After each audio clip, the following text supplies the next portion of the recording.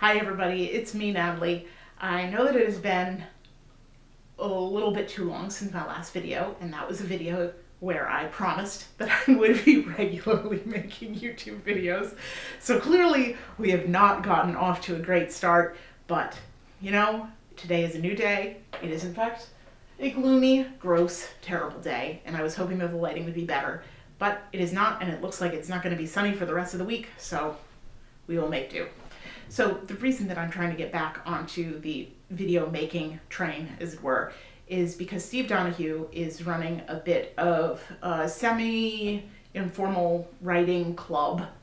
I don't know if it's going to have like an actual gathering place of any kind, but I think that making videos is at least something that could be fun to be part of, just to have a spirit of other people writing along with you. So Steve's writing club, I'm already a little bit breaking the rules because he said in his last video that one of the rules was to not dig up some old work that has been sitting in a drawer for 5 years and come back to it and revisit it and try to make that into something else. And you should be starting a new project for these couple months that this writing club is going to run for. It's going to run through February and March. Unfortunately, there's always, somebody's always got a good excuse, right? So unfortunately, I am currently in the middle, like deep in the weeds with a writing project that I need to get done. I am the Providence Public Library's 2024 Creative Fellow. So that means that I owe them a novel, essentially. So that has a due date at the end of February, and I've been working on that.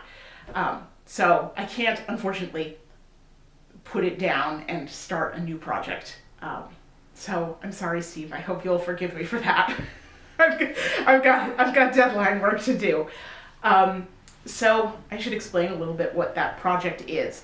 So as I said, the Providence Public Library's Creative Fellowship Program is one where an artist of some kind, they run on a 4-year cycle of, I think, art, like visual art, music, performance, and writing. So this is the writing year, and they also choose different areas of their special collections for the artists that they select to base their project on. So this year, I am basing my project on the Nicholson whaling collection, which is a group of whaling logbooks and journals that goes that spans a huge period of time in the New England whaling industry. And if you are at all interested in it, I highly recommend you check it out. I think all of the logbooks have been digitized and are available on the Internet Archive. I will leave a link in the description if you want to check those out yourself. That's the why of the project. What is the project? I guess I should explain that to you now, so it's not just like vague nonsense. So as I said, I'm writing a novel. It is very different from all of my previous work. Usually I write science fiction, I write very plotty, long web serials. This is, ideally, we want this to be a tight, contained literary fiction piece. So it's a little bit difficult to explain just because I don't know, it's so hard for artists to explain their work, and I know that's a flaw of the artist and something that I need to work on. But anyway, so this novel is called Tomorrow You Will Get Your Pay. It is part historical epistolary fiction. So about a third of it is written in the style of one of the whaling journals that I've been reading for my research. And the other part of it is a near future. It's not really science fiction. It's literary fiction, but it's set like one generation in the future. So it's in the 2050s. So the historical epistolary section, it's set immediately after the Civil War, and it follows this guy named Amos Cudjoe who is going on a whaling voyage. It's his journal that he keeps from the day he leaves the port until the day he leaves the ship. So Amos, he is a free black man. Well, it's after the Civil War, so everyone's free, but his family has been free for several generations. So Amos, this is his second whaling voyage, so he's able to sign on to the ship with like a better level of prestige. He's a harpooner or a boat steerer, And so he's not an officer, but he does have like a level above, like a green hand or just an able seaman. So he signs on to this voyage and he meets this other guy, Toby, who is a total green hand, has never been to sea before, and they become like best friends. Unfortunately, Toby has problems. not like major secrets, but just issues, understandably so. So he gets in a lot of trouble on this whaling voyage, and Amos does his absolute best to protect Toby, essentially from himself, but also from the rest of the crew, who are not all friendly to him. So that's sort of the first section of the voyage, or the first section of the book, I mean. And then the second part, the modern section, it follows Marcus and Brienne, who are two 20-somethings, and they live in New Bedford in the 2050s. And Marcus is a historical interpreter on board it's not a real whaling vessel, but one was built like as a model. And he dresses up in costume every day and talks to tourists and leads them around the boat. And has some feelings about that. But he is playing the character of Amos from the historical journal. And he gets a little too deep into that persona and starts ruining his life about it. Brienne is his girlfriend, and she works on a tour boat taking people out to go whale watching. Unfortunately, she is not seeing any whales, and this is causing her to spiral. So their relationship just starts to totally fall apart when Brienne becomes obsessed with this future of not having any whales, and Marcus is obsessed with the past of like when things were good and when there were whales to hunt and going out. So that's sort of the interplay there, is this story of idolizing the past and fearing the future, and sort of how those things interact. I probably should have written my plot summary down and sort of just read it out to you, but I feel like that's very boring to just listen to someone read a scripted bit of like describing the project that they're writing. So that is my off-the-cuff delivery of it. So it's a bit of a complicated project with a lot of moving pieces, though in some ways, like 20-somethings with relationship problems is about the simplest book you can write. I don't know. We'll see. I'm in this sort of weird situation where I've already written the entire historical section because I thought that A, it would be more difficult, B, it would be a little bit more interesting, and C, it's sort of the minimum viable project. If I get hit by a car, I will have something to turn into the program. So that part by itself is like a pretty coherent standalone novella. So I think it's pretty good. The problem is grafting it on to the modern section.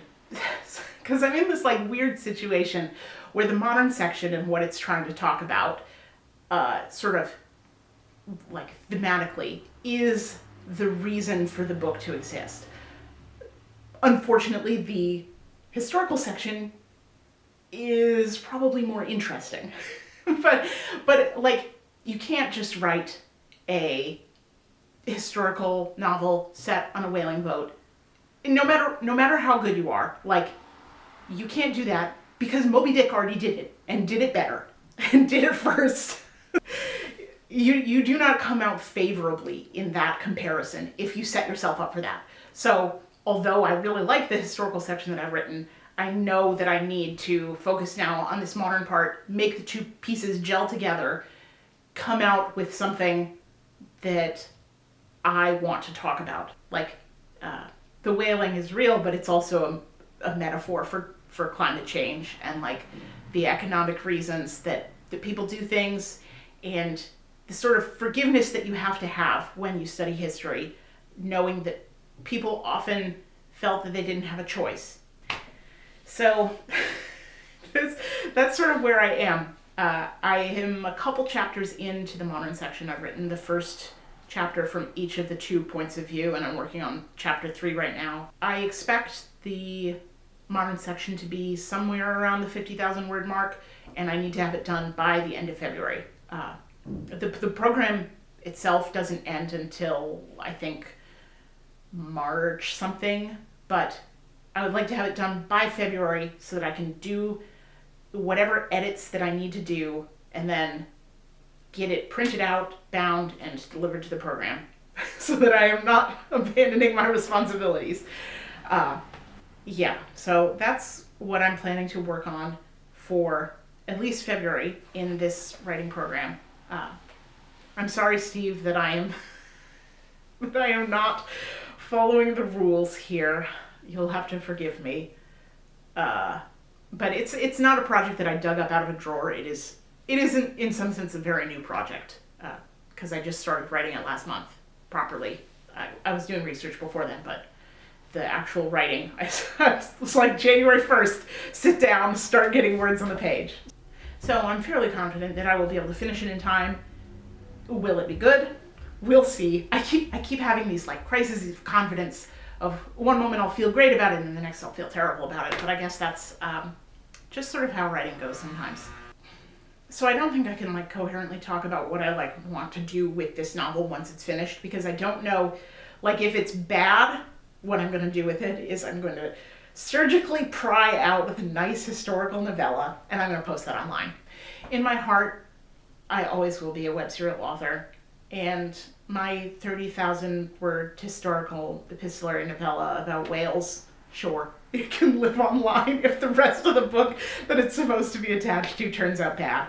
If it turns out good, which I hope it will, well, we'll see. I don't know if I want to publish it, because, like, I am usually a science fiction author.